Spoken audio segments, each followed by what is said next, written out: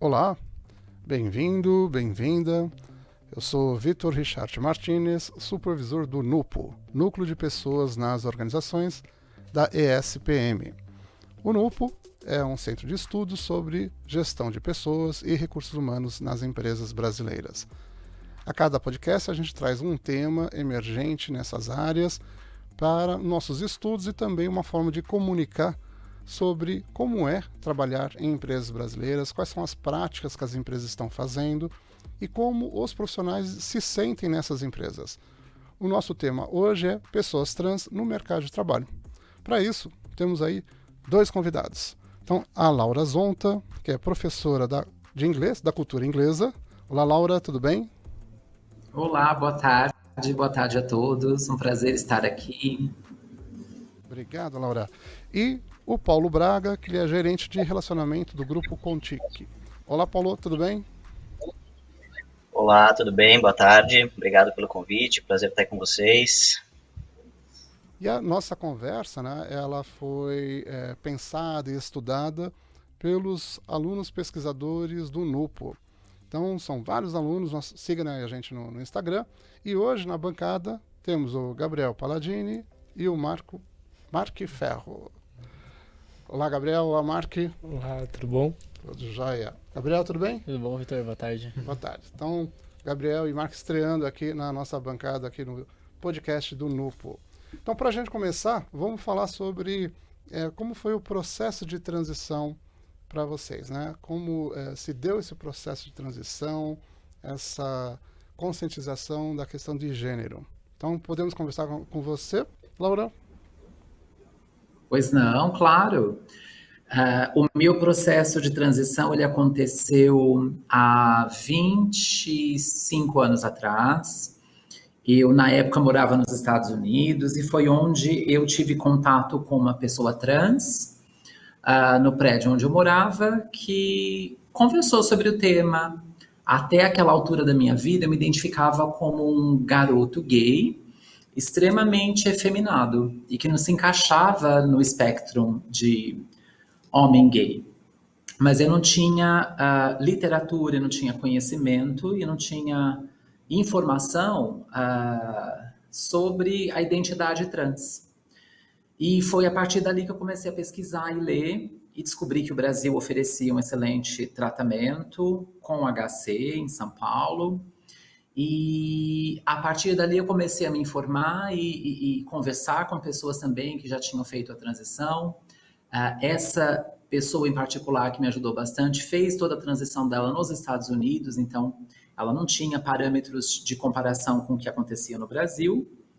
E aí quando eu voltei, eu comecei meu tratamento de fato, eu digo tratamento hormonal, psicológico, psiquiátrico, com acompanhamento do HC, que foi muito importante porque eu não tinha informação de que médico procurar, endócrinos, na realidade, eles não têm histórico e pacientes de longa data em transição para que eles tenham os prós e contras, né, de todo o consumo de hormônios e o que isso acarreta a longo prazo. E eu senti no HC uma preparação maior e um corpo, né, de médicos e psicólogos e psiquiatras que estavam mais preparados para me atender. E isso aconteceu há 25 anos atrás, onde pessoas trans não estavam na mídia, nós não tínhamos novelas tratando o tema, nós não tínhamos programas de TV, nós não tínhamos podcasts discutindo o tema. Num departamento de RH, né? E muito menos empresas dispostas a nos receber, né? Eu fiquei com essa curiosidade, Laura. Então, há 25 anos, digamos, você teve Sim, sim. esse despertar assim, para o tema, né, essa inquietude. E aí você veio para o Brasil mais ou menos quando? Você já veio com a Eu transição ou voltei para o aqui você... Brasil. Como foi esse... Eu voltei para o Brasil exatamente em 2000. E eu já tinha começado o tratamento psicológico com uma psicóloga americana e eu continuei o tratamento aqui em São Paulo com as psicólogas do HC. Então, há 25 anos exatos, eu fiz 3 anos fora e depois o restante do meu tratamento aqui no Brasil. E depois não fiz mais em outro lugar, só aqui no HC no Brasil. Legal. E você, Paulo, como é que foi o processo? Bom, eu acredito que diferente um pouco da Laura, eu já venho de um momento, né, um pouco mais até midiático do tema, se a gente pode falar dessa maneira. Isso acaba muitas vezes assim funcionando muito a nosso favor, porque acaba trazendo à tona, trazendo à mídia alguns assuntos que não são conversados, que não são discutidos, mas também traz uma corrente de modismo, né? De acaba colocando muito em pauta um tema, então acaba trazendo às vezes até demais. Isso é um pouco até uma opinião pessoal minha, mas eu falando um pouquinho do meu processo em si, eu tô com 34, prestes a fazer 35 anos, só para contextualizar. E aos 29 para 30 anos eu comecei a entender, mais ou menos assim, também como a Laura comentou, né? É claro que cada pessoa é uma pessoa, sempre a gente passa por momentos muito individuais, mas eu acho que de uma maneira geral algumas coisas são comuns, né? E então, assim, eu também, né, me entendi até então como uma mulher lésbica, mas até é diferente, né, nesse ponto onde ela comentou que se enxergava como um homem totalmente afeminado. Eu transitava muito entre uma mulher lésbica masculinizada e não, porque o padrão, aquele estereótipo, né, muito masculino, aquela coisa agressiva às vezes, até se é que a gente pode dizer dessa forma, também me incomodavam. Então eu também tinha essa dificuldade de me enquadrar, né? Eu falava assim, poxa, mas eu também não sou assim, né, desse jeito. E, enfim, passei por alguns processos pessoais, de alguns cursos que eu fiz de conhecimento, aqueles de inteligência emocional, e isso fez com que eu conseguisse acessar, talvez, algumas áreas, aí, algumas questões internas minhas que não eram muito bem resolvidas, e aí foi quando eu comecei a ler, também, porque por mais que já tinha, tá, era até bem recente aquela novela onde teve a Ivana, e que virou Ivan, né?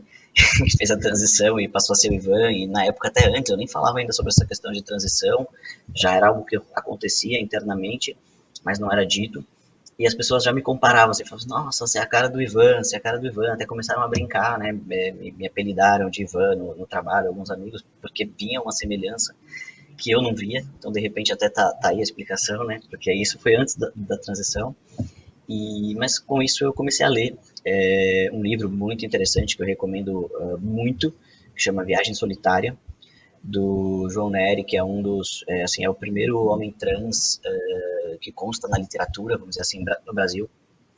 Então eu comecei a ler esse livro e ainda assim, sem ter esse intuito, né, de isso é para mim ou não, eu comecei a ler e comecei a me encaixar, assim, muitas coisas se encaixavam, eu falava, nossa, é como se tivesse aberto um universo paralelo, assim, eu falava, caramba, né, todas essas coisas que às vezes eu não entendo, alguns comportamentos que você não consegue entender às vezes o que acontece, enfim, eu comecei a ler, e daí eu comecei a buscar outras literaturas para tentar se espelhar, né? Eu acho que é uma maneira de auto-identificação. E eu particularmente gosto muito do livro do João Nery, e o título, como eu falo, é uma viagem solitária, né? Então, o nome do livro é esse, é o que eu digo. Você, por mais apoio que você tenha de família, de amigos, de companheiros, o processo em si é uma viagem solitária, porque é algo muito pessoal, muito de introspecção, de entendimento. Então, eu comecei a fazer essa viagem, né?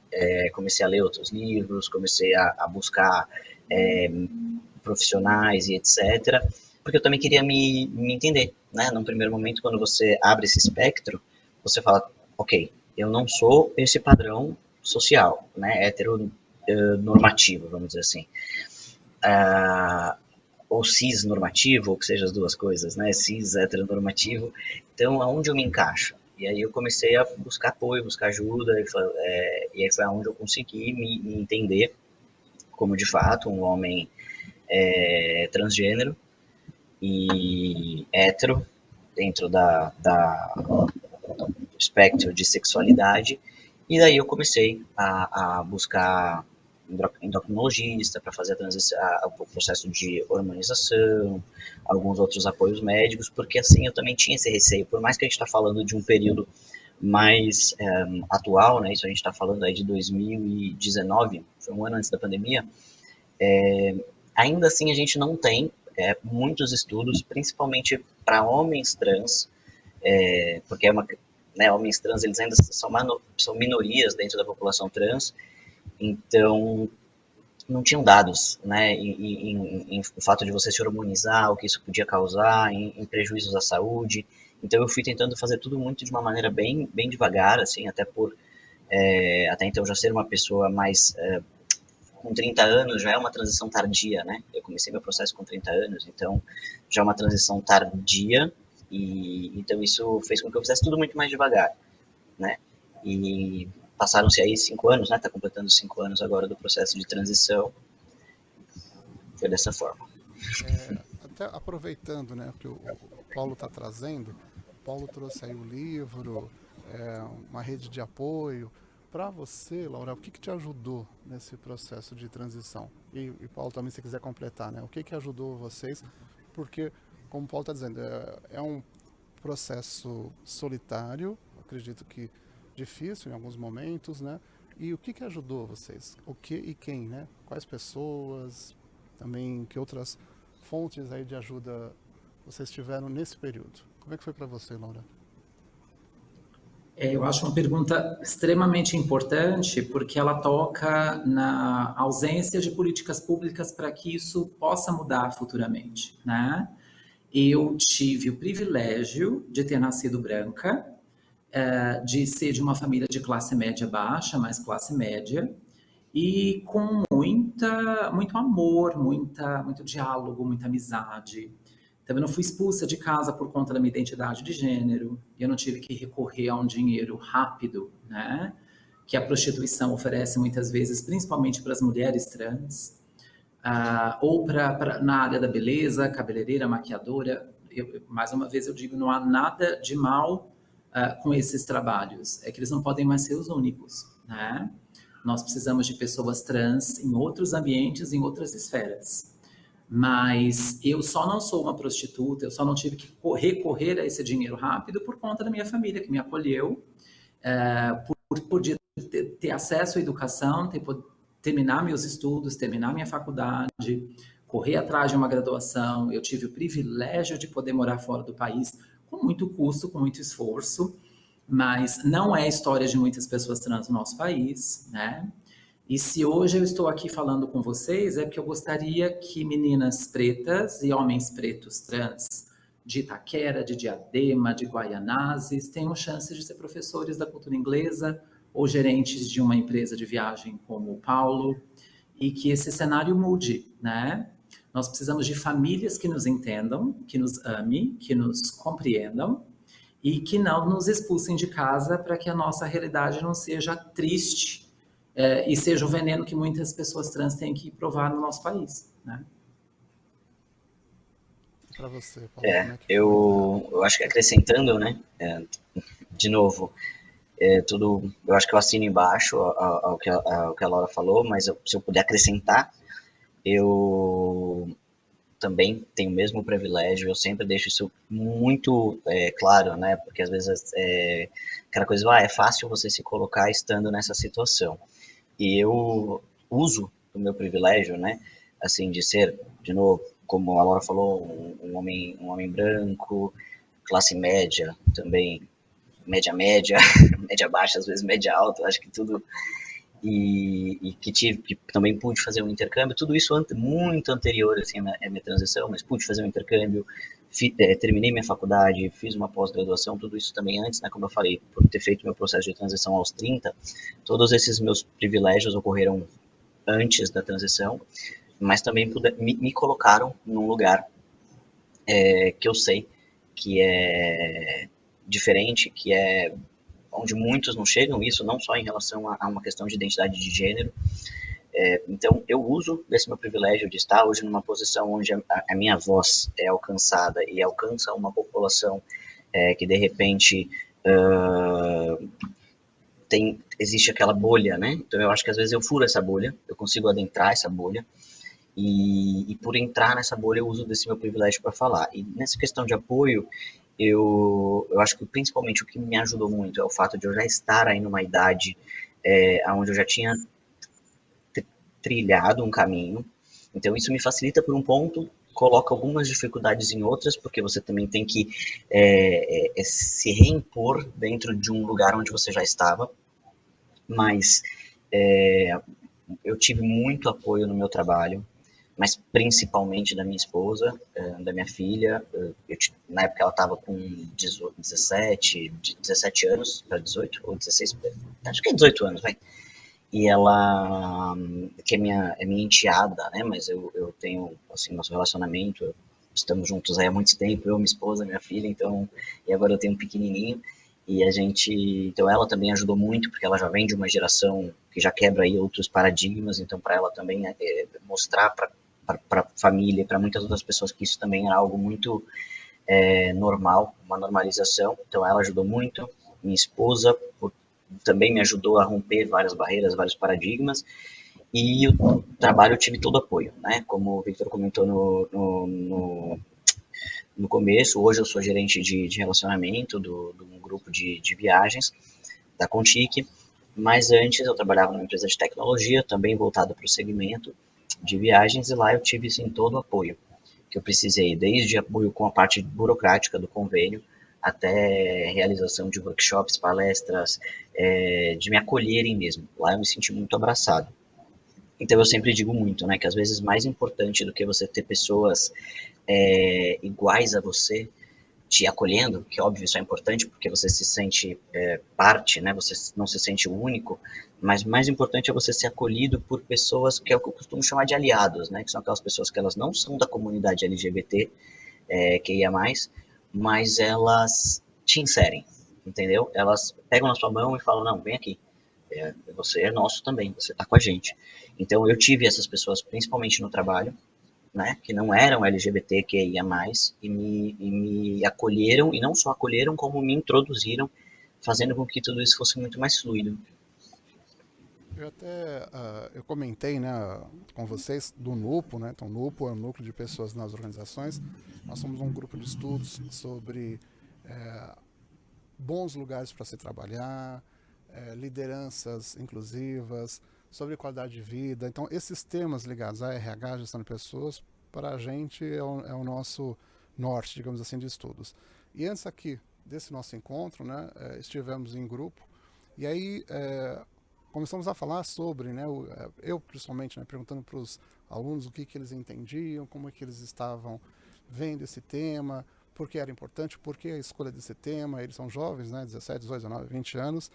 E aí, uma das perguntas, né, uma das colocações que eu achei bastante interessante é do Mark. Aí eu falei, Mark, então pergunta, né, para eles lá no podcast. Então vou passar agora o microfone para o Mark. Opa, boa tarde, tudo bom?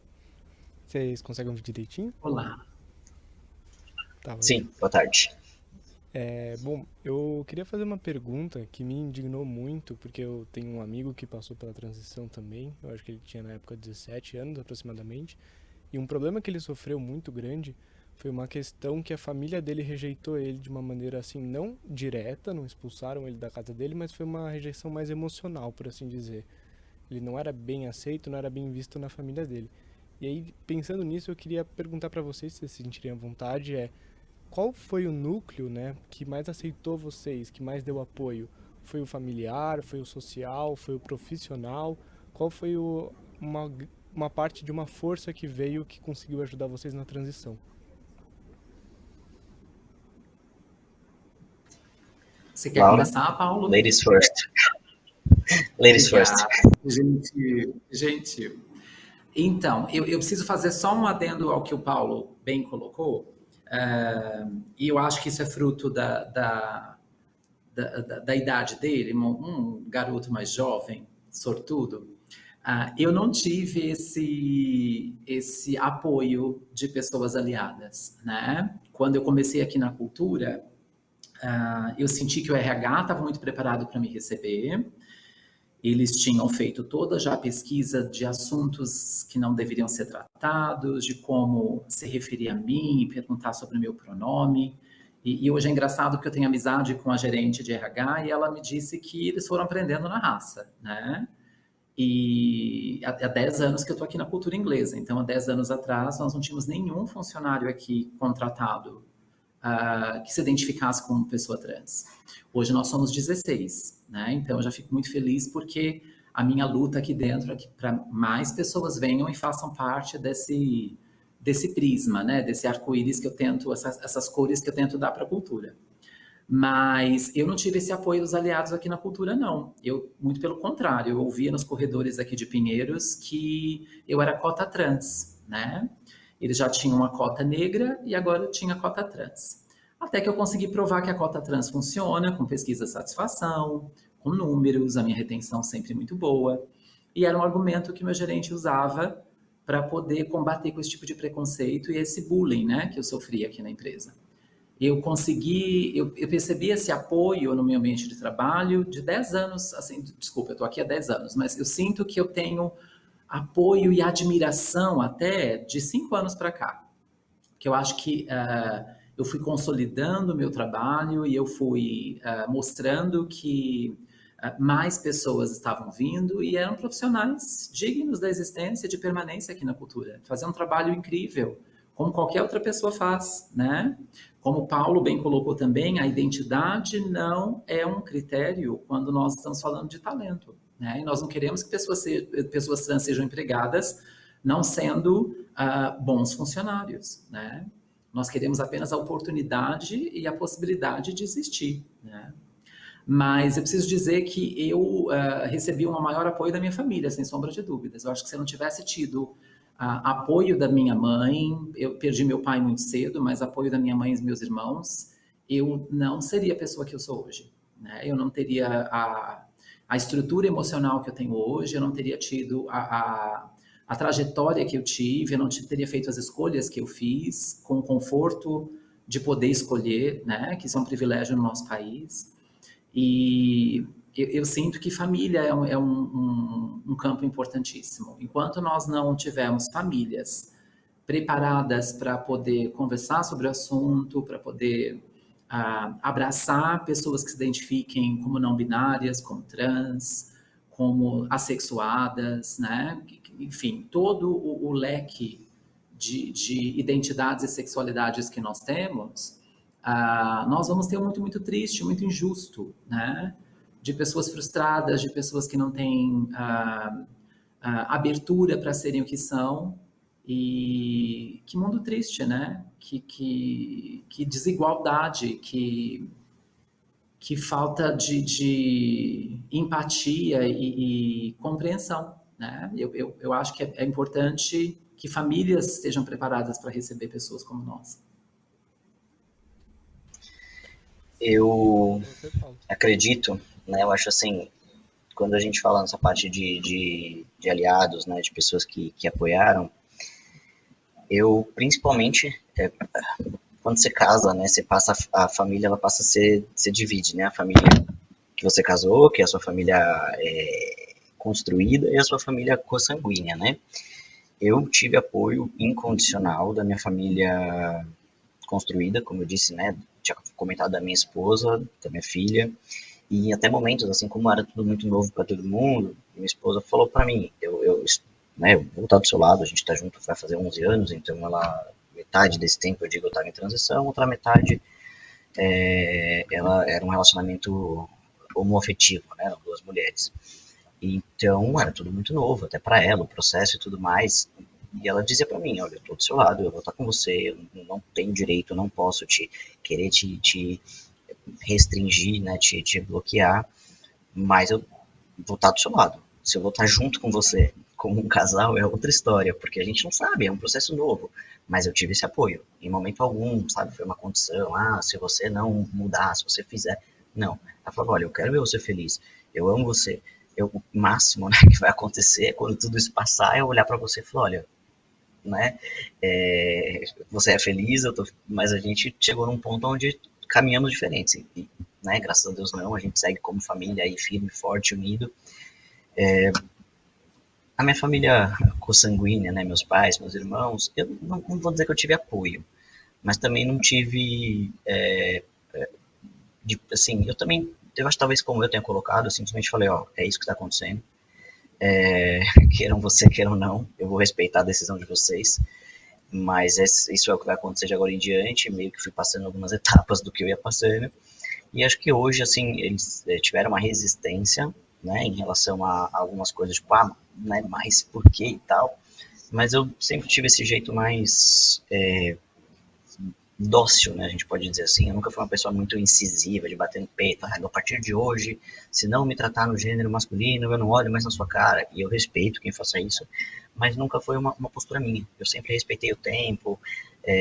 Falo, poxa, né, meus pais durante 30 anos me trataram no gênero feminino, agora simplesmente eu faço assim, quero que todo mundo e não aceito que hajam erros, que hajam. Não, né? Eu não penso dessa forma.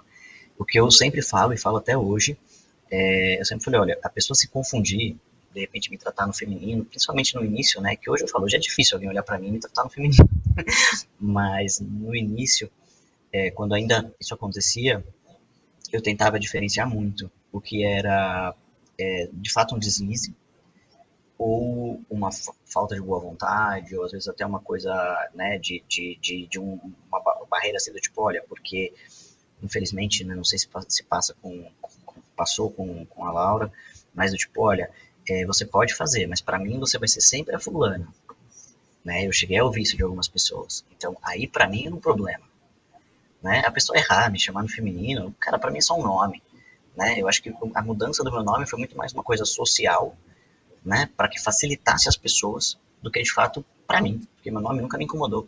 Então, mas quando a pessoa olhava para mim e falava, não, você pode, você quer fazer o que você quiser, a transição, parará, né, implantar um chifre de unicórnio, mas para mim você vai ser sempre, né, a fulana que eu conheci. Isso para mim era uma barreira, isso para mim era um preconceito, isso para mim era uma coisa que me incomodava, né. Então, eu tive esse apoio da minha esposa, da minha filha, tive muito apoio no meu trabalho, como eu falei, claro, a gente está falando de um ambiente de trabalho composto por pessoas mistas, então sempre vai ter um ou outro que vai, de repente, né, não preconceito ou transfobia, mas dar aquela tateada, né, do tipo, fazer algumas perguntas, alguns comentários que não são cabíveis, mas como RH, como estrutura, eu tive muito apoio, apesar de já ser algo mais recente, também eu era o primeiro profissional passando pelo período de transição, estando no trabalho, e acredito até que a primeira pessoa trans no Brasil dessa empresa, então tudo era muito novo, né? Essa coisa de, como tipo, no SAP o seu nome está de um jeito, no e-mail ele está de outro, no sistema de folha outro, aí aquela coisa de ir ajustando, sabe? Eles sempre conversavam comigo, falavam, ó, né, o que a gente pode fazer, como a gente vai fazer, até que eu mudasse meu CPF, tinham coisas que não podiam ser mudadas de fato, como a folha de ponto por causa do e-social, a folha de ponto não, o Olerite, né? Então essas coisas a gente ia sempre conversando, era um canal aberto, e por incrível que pareça, né, só colocar isso, eu não sei se para a Laura também aconteceu a mesma coisa, mas eu senti restrição, não vou dizer preconceito, de algumas pessoas também, da própria comunidade LGBT, que infelizmente existe um preconceito muito grande para com pessoas trans dentro da própria comunidade LGBT. Então, aonde a gente deveria se sentir acolhido, em teoria, em muitos lugares é aonde a gente acaba sendo hostilizado, de piada, vindo de amigos, tá? A pessoa acha que, né, mas agora que você, porque digo até de um caso pessoal, né, eu brinco, né, eu depois que eu fiz o meu processo de transição, eu me tornei uma pessoa muito mais vaidosa, e eu tenho um jeito mais delicado, né, porque eu nunca quis impor essa masculinidade, como eu comentei lá atrás, que era algo que me incomodava de alguns perfis de mulheres lésbicas. Então eu falava, pô, agora você fez a transição para ser gay, né, precisa ficar agindo assim. Eu falo, pô, mas não tem nada a ver, né? Então a gente acha que não, mas são comentários carregados de preconceito aí. Então eu sinto que essa dificuldade às vezes está dentro da própria comunidade. Eu quero até aproveitar essas falas, né, que vocês trouxeram e justamente agora entrar no aspecto do mercado de trabalho, que inegavelmente é uma das áreas nas nossas vidas mais importantes, né? Que é onde a gente se sente valorizado, se sente reconhecido e tem remuneração, que é fundamental, né, no mercado de trabalho, como também uma forma da gente trocar e se relacionar na sociedade. Então vocês trouxeram isso na primeira parte, e até eu faço questão também de deixar isso claro, quando a gente pensou em, primeiro, aliás, isso não é só com vocês, tá? Com os nossos convidados, vamos trazer a pessoa, porque se a gente está falando de gestão de pessoas, a gente não pode esquecer que são pessoas, né? Então não é só um número lá na empresa, né? Você é uma pessoa com a sua história. Então o respeito humano, né? A integridade, a cidadania organizacional, ela tem que ser trabalhada sempre levando em consideração a pessoa. Por isso que a gente quis conhecer vocês aí nessa parte de processo, né, de transição, porque não é só falar do profissional, da profissional, mas sim a pessoa que também é profissional. Então agradeço muito aí essa primeira parte aqui do nosso bloco, né, em que vocês se expuseram, né, como pessoas que tiveram um processo de transição. E vocês em vários momentos trouxeram o mercado de trabalho. Aí eu falei, puxa, né, os dois estão aquecidos aí para a gente conversar sobre isso. Vocês já trouxeram um pouco, mas eu gostaria que vocês até, se possível, aprofundassem, né, como foi, eu não sei se a Laura, se ela estava, em qual empresa ela estava, mas como é que foi no processo de transição onde vocês trabalhavam? Né? O Paulo, eu já conversei um pouquinho numa outra oportunidade, num outro podcast que a gente teve, mas seria interessante trazer até para nós como núcleo de pessoas, né, de estudos de gestão de pessoas, como que as empresas podem ser realmente inclusivas àqueles funcionários e funcionárias que querem fazer a transição trabalhando. Então como é que vocês veem isso? Até eu vou deixar uma pergunta mais direta. Se vocês fossem gestor de RH, o que vocês fariam para um funcionário, uma funcionária que expusesse, olha, eu vou fazer transição de gênero e gostaria de contar com a empresa. Como é que vocês veem esse pedido e o que vocês fariam? Eu, quando vim para a cultura, eu já tinha a minha transição num estágio bem avançado, né? Eu já era tratada por ela, era em poucas situações eu tinha que me explicar, eu não tinha minha documentação ainda alterada, meu prenome, mas eu senti que a escola estava preparada para me receber, eles sabiam como tratar dos assuntos. Eu sinto que os RHs, eles mudaram demais. Eu sinto que as empresas, grandes empresas, né, não podemos falar das pequenas ainda, porque eu acredito que isso não aconteça em empresas de médio e pequeno porte, mas as grandes empresas, elas estão muito preocupadas em atender esse público e fazer com que os colaboradores compreendam a questão de identidade de gênero com mais sensibilidade e com informação, né? Eu, particularmente, acredito que o Paulo também, nós somos muito convidados para falar sobre o tema, com a RH e dividir a nossa experiência com empresas. E é muito saudável, porque você percebe que esse tipo de preparo vem acontecendo e crescendo cada vez mais, né? Mas eu acho que é importante o diálogo, a conversa, a informação, né? Nós mudamos, eu só acredito no poder da educação. Eu sou educadora, então me perdoem, mas eu só acredito em mudanças sociais pautadas na educação, na informação. Quanto mais nós levarmos informações para esses colaboradores, para esses funcionários, menores serão as chances de equívocos e de preconceitos e de agressões, de bullying, né? Porque os distanciamento e o estranhamento, ele é fruto da ignorância, né? Então, quanto mais você informa os seus colaboradores, menos chances você tem de que isso aconteça e se repita, né? Eu sinto que eu particularmente hoje faço um trabalho de educação aqui na Cultura Inglesa, eu levo uma palestra para as filiais da cultura pelo Brasil todo, falando sobre identidade de gênero, e agora em agosto nós começamos um projeto lindo aqui na escola, que nós vamos oferecer 60 bolsas de estudos para pessoas da comunidade LGBT, pessoas negras e mulheres em situação de vulnerabilidade, né? Então, é um projeto piloto que acontece aqui em Pinheiros, mas que é para ser aplicado em todas as culturas inglesas do país, né? Então, Eu estou muito feliz porque eu venho tentando isso há anos e finalmente ele sai agora do papel e começa a funcionar de fato em agosto, né? E eu acredito nesse poder da educação e da mudança. É só assim que nós vamos conseguir mudar esse país e fazer com que RHs estejam preparados e empresas de médio e pequeno porte também recebam pessoas trans e não deixem de contratar essas pessoas. Eu conheço aqui particularmente na Vila Madalena o Coffee Lab, que é uma cafeteria super famosa aqui em São Paulo, e a proprietária abriu vagas para pessoas trans. No início seriam 5 pessoas contratadas, se eu não me engano.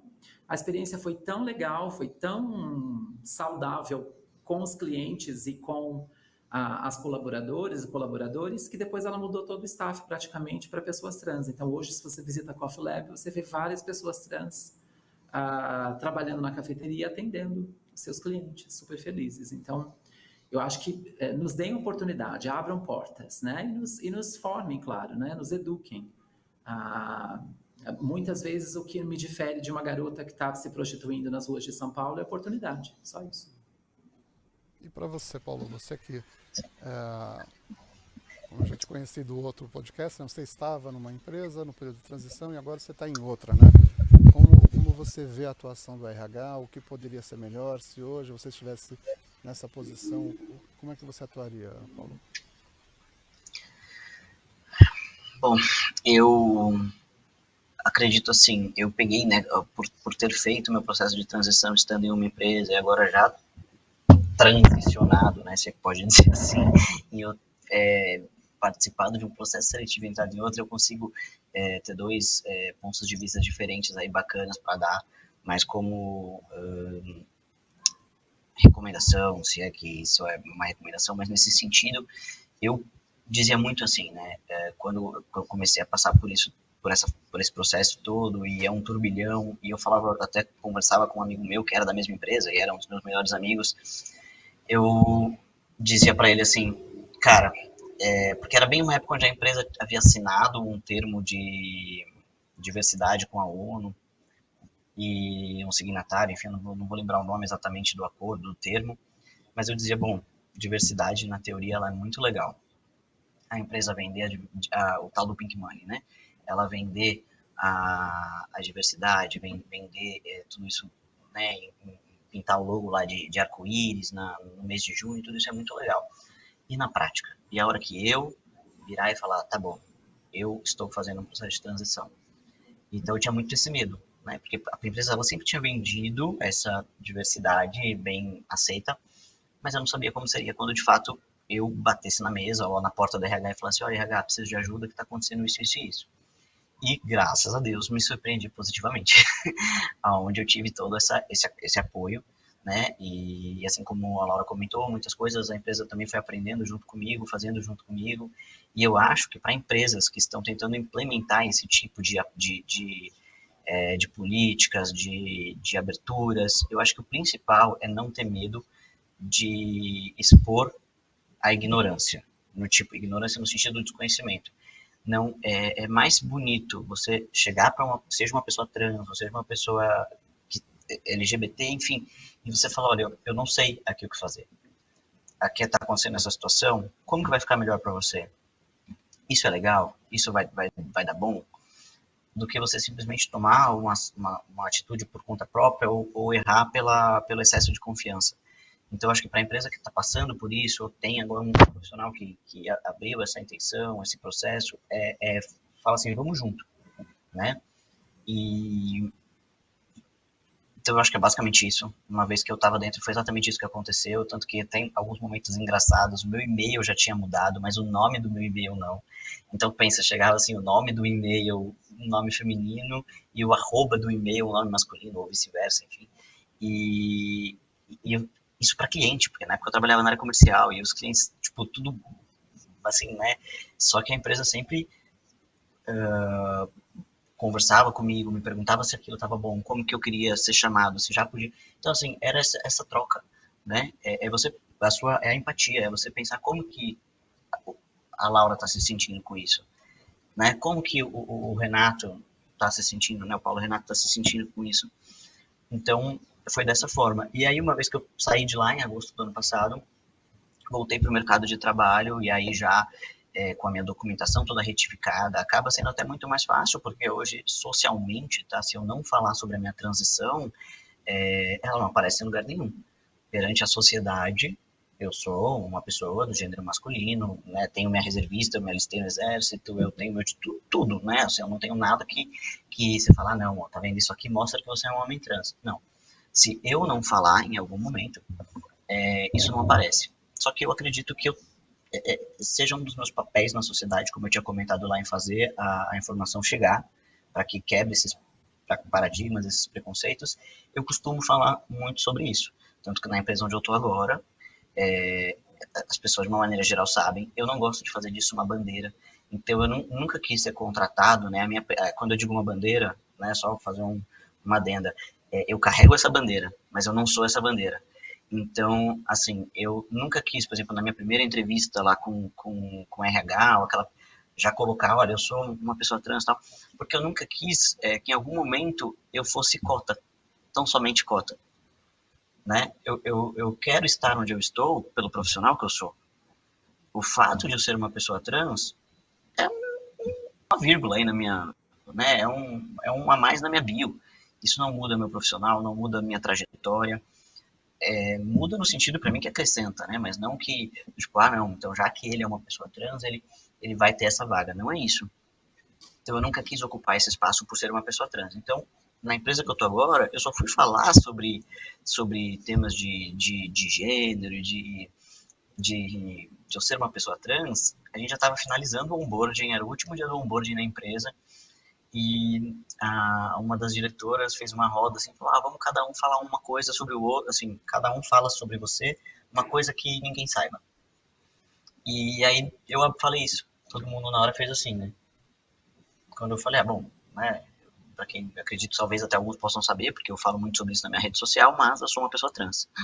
Aquela coisa, né? Parece que fez um silêncio, assim, ninguém falava no onboarding, eu entrei acho que com mais 10, 12 pessoas. Enfim, e eu falo muito sobre isso, converso, para mim é um tema muito, muito, né? Só que eu só não gosto de fazer disso uma bandeira. Então, o que eu, complementando o que a Laura falou, o que a empresa onde eu trabalho hoje, né, que é o Grupo Conti, que eles estão implementando políticas sociais, enfim, e são muito abertos, e uma das coisas que eu coloquei gente, vocês querem trazer pessoas trans, outras minorias também, é que eu, pela minha condição de homem trans, eu sempre carrego muito a causa de incluir pessoas trans. Mas isso a gente cabe a qualquer minoria. Eu falei, não adianta você abrir uma vaga pedindo uma pessoa trans ultra mega blaster qualificada, não que elas não existam, tá? Mas aí se a gente tem uma minoria, a gente já tá falando da minoria, da minoria, da minoria. Porque se você for pegar em dados, qual é o percentual de evasão escolar da população trans? Qual é o percentual de formação em universidade, em pós-graduação de pessoas trans? É mínimo. Se é o caso da Laura, que está aqui com a gente, é o meu caso, que tive essa oportunidade, tive esse privilégio. Mas pega 1.000 pessoas trans, quantas tem esse currículo? Então, você quer abrir possibilidades para pessoas trans? Vamos fazer o seguinte, antes de pensar em empregar, vamos fazer uma turma de formação, que é isso que a Laura está falando, que vai ser o projeto da cultura. E eu dei essa mesma ideia no trabalho, e eles vão acatar num primeiro momento não com pessoas trans, com população de comunidade no Rio de Janeiro, mas para mim já é incrível, é você ver que a ideia está sendo acatada.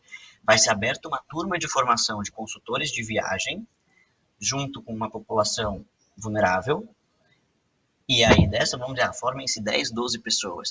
Não necessariamente essas pessoas vão ser empregadas pela empresa onde eu trabalho, mas aquele 2, 3 que se destacar, e se os 10, 12 se destacarem, ótimo, mas aqueles 2, 3 que se destacarem, de repente eles serão empregados pela empresa, e os outros que não conseguiram essa vaga, eles vão ter um certificado, eles vão ter uma qualificação para ir para o mercado de trabalho e buscar uma possibilidade.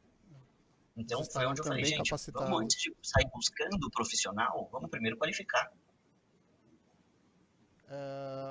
Agora caminhando já para o finalzinho aqui do nosso podcast, que foi muito, muito, muito rápido. Foi excelente mesmo, né, ouvir vocês dois. Passar aqui o microfone para o Gabriel. Se tem alguma pergunta, Gabriel, que você gostaria de fazer, para já encerrando? Eu queria só acrescentar uma questão que já foi apontada pelos dois, que seria a questão da cota. Vocês acham que é uma ideia legal de ter cota, ou vocês se sentem um pouco mais, assim, só por ele ser trans vamos contratá-lo? Então, o que vocês poderiam dizer sobre, assim, a cota? Queria direcionar primeiro para a Laura, se ela pudesse responder, por favor. As cotas são uma restituição de tanto tempo de degladiação, né? De incompreensão e de ausência. Então, ela é importantíssima agora, né? Sim, que nós tenhamos penetração nas empresas através das cotas, mas que venha aliado com educação, com formação, como o Paulo colocou, para que essas pessoas possam permanecer no mercado de trabalho, né? Porque abrir a porta é uma coisa, mas mantê-las na sala de estar é outra. Então, eu acho importante que as cotas existam para que você possa trazer essas pessoas para a luz, né? E depois educá-las, formá-las para que elas possam florir, se desenvolver, conseguir novos espaços, né? É importantíssimo cotas agora, que nós temos uma realidade triste, né? Pessoas trans não conseguem sobreviver. Então, a taxa de mortalidade, a idade de uma pessoa trans não chega aos 35 anos. Nós somos sobreviventes. O Paulo ainda não, novinho, mas eu estou Ainda sobrevivendo não. há 17 anos. Né? Então, se você mora num país onde pessoas trans morrem à torta e à direita, sobreviver já é uma grande conquista. Então, nós precisamos, sim, de cotas para entrar nas empresas, ela é importante, mas precisa haver uma política pública. O transemprego é incrível, não sei se vocês conhecem, mas é uma iniciativa que funcionou bastante. Hoje tem a Maite Schneider como mediadora e organizadora, e é incrível o que eles conseguem fazer, né? E eu acho importantíssimo que nós tenhamos, sim, empresas voltadas com sistema de cotas para que pessoas trans sejam empregadas, mas que não seja só isso, né? Nós precisamos mudar a realidade do país. E a gente só muda isso com a educação, mais uma vez. Sim, Paulo? bom, de novo, assina embaixo, Aham. eu acho que acrescentando, eu acho que a questão das cotas, essa reparação histórica, é você tentar de uma maneira, e as cotas de uma maneira geral, né, não só falando em questão de gênero, mas elas são uma reparação, é uma maneira de você tentar trazer essa população marginalizada para dentro, e igualar esse percentual tão, né, distante. Mas eu acho que quando a gente fala em cota, eu gosto muito de falar sobre esse ponto em específico. Às vezes a gente vê que, infelizmente, algumas empresas trabalham com cotas justamente para cumprir um plantel, e isso não só de questão de gênero, de tudo, principalmente PCD, né, as pessoas com deficiência, você fala, é obrigatório. Aí pega, coloca, contrata, né, traz um recurso com PCD, às vezes um cara qualificado, com formação, com uma série de coisas, e deixa o cara totalmente subutilizado. Fala assim, não, ele vai ficar aqui nessa, sei lá, no arquivo, arquivando o papel, porque eu tenho que ter essa pessoa aqui no meu quadro de funcionários, né? Uma pessoa só. E não, gente, são pessoas muitas vezes altamente qualificadas, ou se não são qualificadas ainda, não são porque não tiveram oportunidade. Mas então, uma vez que você coloca essa cota, coloca esse recurso, essa pessoa trans, inclui, né? Não só apoia a diversidade, mas apoia também de fato a inclusão. Então, você colocar uma pessoa trans para executar o mesmo em qualquer função de uma pessoa cis, né? Então, eu até gosto de falar da empresa hoje onde eu trabalho, que é algo que me deixa muito feliz, e isso eles nunca colocam, eu até brinquei esses dias, eu falei, gente, vocês têm um programa incrível de diversidade e inclusão, vocês só não vendem, né? Vocês só não falam ou colocam lá o logo colorido. Mas o programa é incrível, nós temos pessoas com pessoas LGBT, isso sim, pessoas trans, mas pessoas com deficiência, tem um profissional auditivo que ele trabalha na recepção e atendendo o telefone. Ou seja, ele faz tem pessoas com deficiência auditiva no RH, fazendo exatamente a mesma função de pessoas sem nenhum tipo de deficiência.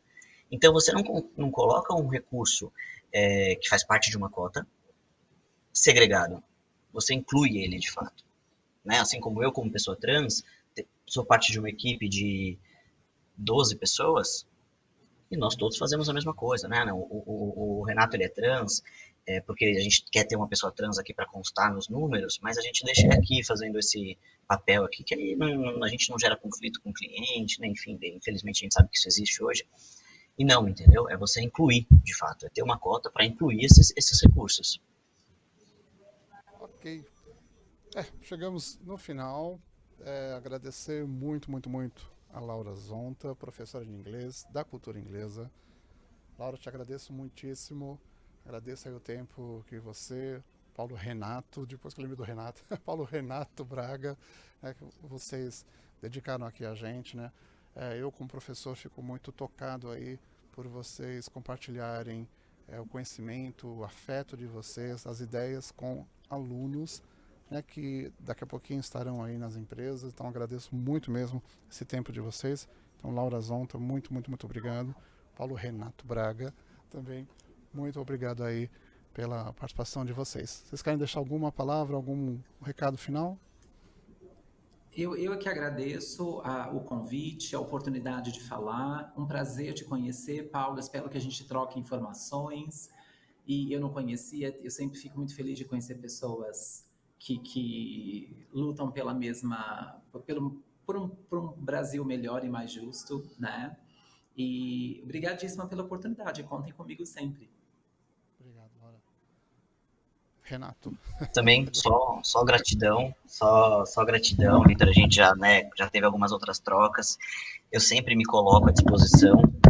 Então, seja podcast, palestra, workshop, eu tô aí justamente por tudo que a gente conversou. Eu quero fazer a nossa voz, né, nossa voz, eu digo minha, da Laura e de tantas outras pessoas chegarem mais longe, para que a gente possa normalizar, para mim, principalmente normalizar. Então, agradeço o convite, contem comigo. Laura, foi um prazer, espero realmente que a gente possa estar junto em vários outros eventos locais e ocupando espaços. E, enfim, gratidão aí ao Vitor e à SPM por nos dar voz e nos fazer presente. É isso aí, então, encerrando aqui hoje, 24 de abril de 2023, mais uma edição do NupoCast. Hoje, trazendo o tema de pessoas trans no mercado de trabalho. Aproveito para agradecer Gabriel Palladini e Mark Ferro pela banca aqui no nosso estúdio de rádio da SPM. Afonso, mais uma vez, nos dando todas as luzes, caminhamentos, né, tecnológicos. E a todos os alunos aqui do Nupo, que se estamos aqui é pelos alunos e por um Brasil melhor aí, por um país melhor, com atuação em empresas de uma forma mais eficiente e responsável. Então, agradeço a todos vocês que nos assistem, nos assistiram, nos sigam, e a gente se encontra aí uma próxima oportunidade com outro tema de gestão de pessoas e RH. Obrigado e até mais.